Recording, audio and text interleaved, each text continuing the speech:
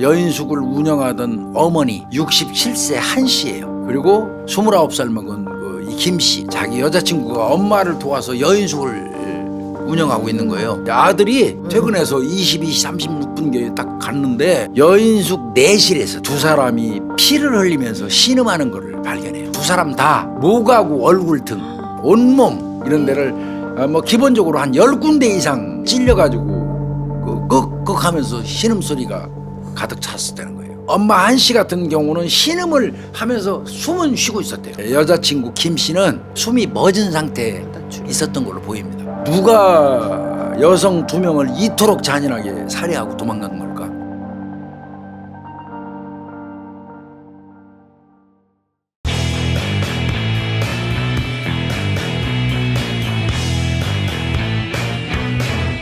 이 사건은 성남 여인숙 살인 사건이라고도 부르고요. 이 사건 났을 때는 2007년 1월 13일 22시 36분경 밤이네요. 경기도 성남시 중동 소재에 있는 자기 엄마가 운영하는 여인숙이에요. 그러니까 이제 아들이 출근했다가 이제 그 귀가를 했어요. 그 당시에 38살 남성인데 여인숙을 운영하던 어머니 네. 67세 한 씨예요. 네.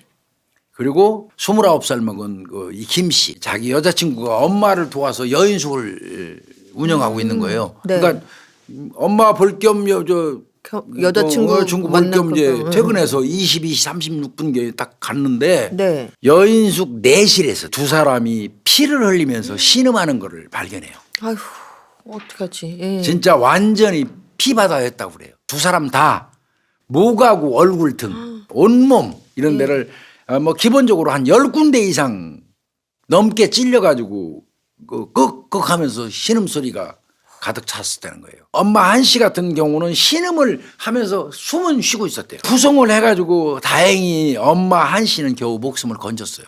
다행이네요. 그나마. 그런데 여자친구 김 씨는 옆구리하고 복부를 너무 깊이 찔려가지고 복부에 있는 대경정맥 네네. 이게 절단이 돼버렸어요. 그 바람에 숨이 멎은 상태에 바다출혈. 있었던 걸로 보입니다. 누가 여성 2명을 이토록 잔인하게 살해하고 도망간 걸까? 그 어머니로부터 진술만 들으면 뭔가 나올 것 같다고 희망을 거는 거죠, 경찰은. 예. 그래서 어느 정도 이제 호전이 되니까 그 한 씨 어머니가 예. 이제 그 간단한 진술을 했어요. 여인숙으로 찾아왔던 2명의 예. 남성, 예. 20대로 추정이 된대요. 예. 2명의 남성에게 갑작스럽게 공격을 받았다. 그리고 그 2명은 생소한 사람들이라는 거예요. 안면 없다는 안면이 거예요. 잘 없다는 네. 거죠. 그래서 이제 현장 정밀 감식을 했더니 여인숙 네네. 영업장소고 그 당시에 여성 2명이 지키고 있다가 습격을 받은 거로 봐서는 금품을 노린 강도살인 사건으로 추정이 되기도 해요. 왜 그러냐면 내실에서 돈 60만 원을 훔쳐갔어요. 그런데 그러기에는 너무 잔혹하게 사람을 하니까. 그 수법으로 봐서 찔른 걸로 봐서는 이건 원한 가능성도 있다. 그리고 이제 어느 정도 지나니까 이제 한 씨, 어머니 한 씨가 좀 추가 진술을 할 수 있었어요. 예. 그 추가 진술 내용을 보니까 2명이서 마구 때리고 들어오자마자 다짜고짜 팼대. 그 상태에서 갑자기 칼을 꺼내더니 막 찌르기 시작했다는 거예요. 뭐든지 하라는 대로 다 할 테니까 살려만 주세요 하고 그러면서 살려주십시오. 돈 다 가져가세요. 이렇게까지 사정했는데도 불구하고 예. 범인들이 그 들은 척도 안 하고 칼로 마구 찔렀다는 거예요. 근데 이제 이 시비 이 발단은 이렇게 됐어요. 네. 얘들 2명이 네. 그날 20시 20분경 여인숙으로 오자마자 여자 있죠? 그러더라는 거예요. 예. 그러니까 성매매 여성 찾는 거야. 네네. 아주 태도도 너무 껄렁껄렁하고 불량해요? 불량해 보였다는 거야. 그리고 실제로 그 집 여자 안 불러준대. 예. 그래서 여기 여자 불러지는 그런 곳 아니에요. 다른 데로 가보세요. 이렇게 말했다는 거야. 네네. 그랬더니 그 말을 듣자마자 그 2놈이 그냥 신발을 신은 채로 내실로 뛰어들어왔다는 거야. 그리고 막 두들겨 패더라는 거야. 2 여성을. 67세 노인하고 29살 여성을. 네. 마구 주먹과 발로 때리더니 여자들이 남자한테 맞으면 나가 떨어지지. 그 상태에서 쭉 움츠리고 있는데 내실에 있는 그 주방이 있대요. 그러더니 거기서 맞아가지고 거의 기절해 있는 2 사람을 그냥 그때부터 마구 찌르기 시작했다는 거예요. 그리고 그 길로 도망갔다는 거예요. 그 돈 가지고. 자, 이제 탐문 수사 들어가요. 그런데 특히 이 2 사람은 아무리 탐문을 해봐도요. 타인한테 원한을 질 만한 사람이 없어요. 그러니까 이 원한 쪽보다는 이제 강도 살인일 가능 쪽으로 또 다시 이제 그 수사 기류가 변해. 경찰은 치료가 좀 더 호전이 돼가지고 한 씨가 안정되면 네. 구체적인 이제 그 내용, 특히 이제 범인 2명의 인상착의 네. 이런 거를 진술할 걸로 기대를 해요. 네네. 그렇지만 이 한 씨 같은 경우는 급작스럽게 공격을 당하고 피하기 급급하다 보니까 네. 범인들 얼굴조차 제대로 못 봤던 겁니다. 그러니까 이게 이 사건은 거의 오리무중으로 가요. 그런데 여기 서장이 대단한 사람이에요. 왜요? 서장이 야 인원 더 보강해서 더 철저히 수사해. 우리 관내에서 업장이 댕기면서 마구잡이 칼질하는 놈을 그냥 놔두면 이건 말이 안 돼. 폭력팀을 붙여줘요. 조직폭력배라든지 예. 이런 거 전담하는 형사. 그 당시에 이 투입된 폭력팀 형사가 누구였냐면 네네. 성남 중원경찰서 폭력 3팀에 근무하는 원종필 경사예요. 그들한테 부여된 임무는 뭐냐면 성남 일대의 숙박업소가 한 200곳 정도 된대요. 여기를 일일이 체크하는 거예요. 그럼 이제 숙박업소 200곳을 뽑아놓고 네. 지형별로 섹터를 나눠. 그 형사들 쪼개가지고 명단 가지고 와서 계속 탐문하고 지워가는 형태로 가는 거예요. 거기 있는 손님들을 상대로 해서 탐문을 하는 방식이에요. 네. 평소에 뭐 투숙객 중에 뭐 난폭한 행태를 보였던 누가 있었냐. 예. 그리고 좀 보기에 수상했던 놈들 없나요? 두 놈이라는 건 알잖아. 네. 요런 거. 그 다음에 여자 불러달라고 행패 부리는 놈들 없나요? 그거에 더해서 예. 숙박업소 그 인근 주택가도 또 한번 돌아봐야지. 그런데 그리고 난 다음에 범인들은 범행을 한 직후에 예. 아주 여유 있게 그 현장을 빠져나갔거든요. 그래요? 두 사람 칼로 마구잡이를 찔러놓고 네. 그러면은 얘들은 나오자마자 피투성일 거예요. 그렇다면 지네들 차가 있다면 그 차를 이용했겠지. 네네. 그런데 지네들 차가 만약에 없다면 예. 뭐를 이용했겠어요? 택시 탔겠죠. 예.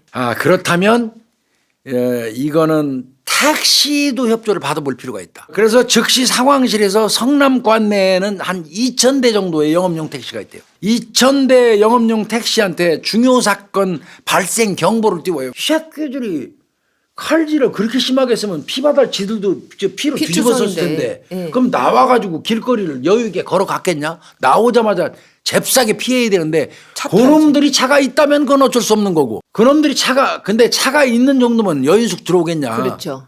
예. 차가 없을 개연성이 좀 더 높다. 예. 그렇다면 택시밖에 탈 게 없다. 예. 그래서 2,000대에다가 그걸 때린 거예요. 이상한 청년 2명을 사건 그 발생 당시 전후에 네네.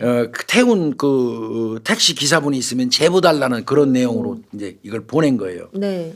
이렇게 보냈어요. 그랬더니 그 결과 예. 제보가 하나 들어왔어요. 사건 발생 추정 시간대에 네. 남자 2명과 네. 말투가 어눌한 여성 1명을 태워서 그러니까 3명을 태웠다는 거야. 예. 그래서 서울 영등포역까지 태워다 줬다는 택시기사의 제보가 들어왔어. 오. 그런데 여성 1명이 타고 있었다는 내용이 있잖아 여기는. 그 사건 저지르고 난 다음에 피가 칠갑돼갖고 여성을 태우고 갈 리가 없잖아. 그러니까요. 같은 여성하고 같이. 그러니까요. 그 여성은 그럼 어디 있었다는 얘기야. 그러게 말이에요. 그러니까 이거는 여성 1명이 같이 있었다는 내용이 있기 때문에 가능성이 희박하다고 판단했어요. 그리고 지속해서 숙박업소 탐문을 이어가요. 네. 그러다가 또 다른 숙박업소에서 한 업주로부터 어떤 제보를 하나 받아요. 뭐냐면 예. 우리 업소에 장기 투숙했던 여자가 있는데 예. 여자가 있었는데 그 여자가 지능이 약간 떨어지는 여자였다. 예. 장기 손님 중에. 예. 근데 그 여자랑 같이 투숙했던 남자 2명이 있었다. 그런데 그 사건 발생 즈음에 갑자기 그 사람들이 방을 비우고 떠났다. 그러면 아까 택시기사가 제보한 내용의 사람들이 지금 이 여인숙에서 말하는 그 사람들일 가능성이 높아요 이게. 그런데 피가 묻어 있었다는 진술이 있었거든. 택시기사가 다시 전화해 보니까 피가 그래요? 혈흔이 그래요? 좀 얼굴 쪽에 묻어 있었대 한 사람이. 예. 그래서 이제 일단은 숙박계로 남성들의 인적사항을 좀 확인합니다. 그 당시에는 숙박부를 써야 됐었어요. 장기방 주려면. 그 당시에 이 원종필 형사는 최초 택시기사 제보를 받고 특히 이제 혈흔이 묻어 있었다는 거 얼굴에.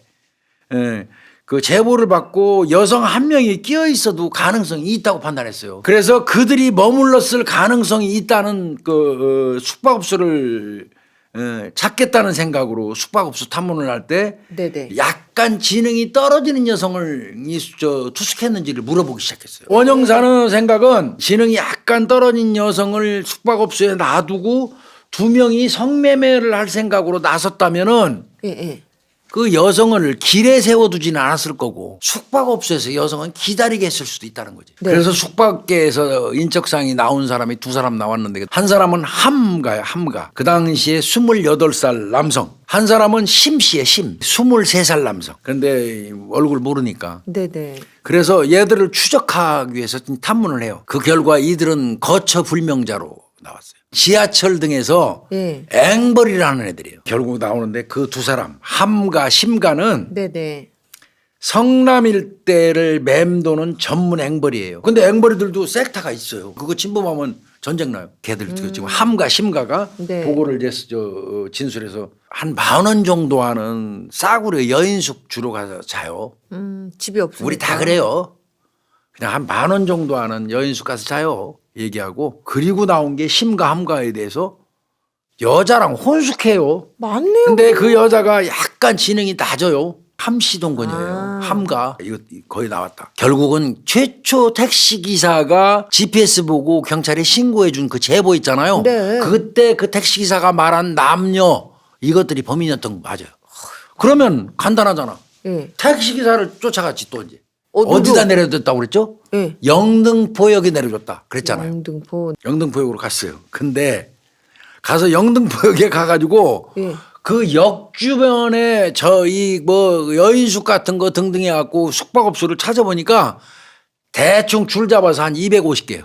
이때부터 또 얘들은 그 폭력팀은 숙박업소 탐문하는 발품 수사가 시작되는 거예요. 또.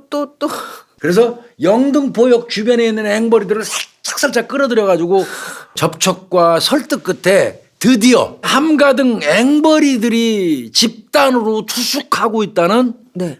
장소를 제보받습니다. 서울 종로구 돈이동에 있는 땡땡 여인숙이야. 그래서 이제 드디어 검거 작전으로 갑니다. 전체 형사들이 다 몰려갔어요. 그래서 2007년 1월 26일 네. 사건 발생 12일 차예요. 며칠 안 지났어요. 폭력팀 동원 4일차 되는 날이에요. 그 여인숙을 급습했을 때 이 함땡땡이 등은 잠자고 있었죠. 수갑 채우면서 이제 이 새끼 살인죄 너 여인숙 살인죄로 체포한다고 그러니까 잘못했다고 바로 범행 시인했고요. 그 장소에서 수갑 채워갖고 압송해서 이제 조사 들어갔고 범행일체 다 자백을 했어요.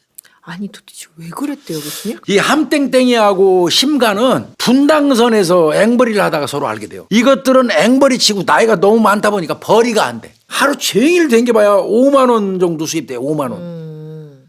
그러면 술 처먹고 PC방 가서 탕진해요 애들이. 그러니까 돈이 엄청 쪼들리게 되잖아. 그러니까 이 함가가 강도상해 등 전과 팔범이야. 전과 팔범인 함땡땡이가 심가가 나이 어리잖아. 네. 야 우리 한탕 하자. 아이씨. 강도 범행을 제의를 합니다. 그래서 오케이가 된 거죠. 예. 자 그러면 이제 대상을 선택해야 돼요. 그 대상을 이렇게 곰곰이 생각하다 보니까 예. 지들이 예전에 한번 투숙한 적이 있는 예. 피해자 그 한 씨의 여인숙이 생각이 딱 났어. 거기는 늘 여자 2명만 있거든. 만만한 거야. 그걸 노렸네요. 네, 가서 여자 있어요 하고 이제 명분상 그냥. 딱 했는데 역시 여자 그러면서 살찐 거야. 예, 역시 여자 둘만 있는 거야. 그러니까 강도 목적이 맞는 겁니다. 그 역시 여자 2명만 있으니까 그런 식으로 뛰어 들어간 거예요. 들어가자마자 두들겨 패고 칼질하고 아휴. 돈 훔쳐가지고 60만 원 가지고 내뛴 건데 그럼 네네. 돈만 뺏으면 되지 강도라면 아, 왜 그러니까요. 죽였어? 범행 직전에 예. 용기를 내자고 술에다가 환각제를 타서 처먹었대요. 마탱이가 가갖고 예. 막 사리 분별을 못. 그래서 그렇게 그냥 잔혹하게 살려달라는 사람을 칼질을 마구 한 거예요. 얘들은 무기징역으로 아마 종료가 된 것 같고요. 아까 1차 택시기사 제보 있었잖아요. 택시문이 열려있는 상태에서 승차하기 직전에 자기들끼리 주고받는 말이 들렸는데 네네. 내가 이번에 잡히면 최소한 무기징역이다 라고 말하는 것을 택시기사가 들었대요. 그러니까 이걸 건성으로 안 드는 거예요. 원영사. 귀담아. 그래서 이들은 그 추적을 피하기 위해서 성남에서 서울까지 이동하는 동안에 네. 5번이나 택시를 갈아타요. 마지막 택시가 영등포에서 하차한 거예요. 지들 그래서 나름대로는. 네, 그래서 사실은 제보 택시가 2대입니다. 제보 준 택시 기사분이 있고 네네. 영등포에 내려준 택시 기사분이 있어요. 그 2분 택시 기사분의 그 제보에 의해서 그 범위가 정해진 거예요. 범행 장소가. 쉽게 얘기해서 발품 수사. 발로 뛴 거죠. 이 수사로 해결한 어떤 의미 있는 사건이기도 하고요. 이 사건을 검거한 그 원정필 경사의 그 이 전원에 따르면 네네.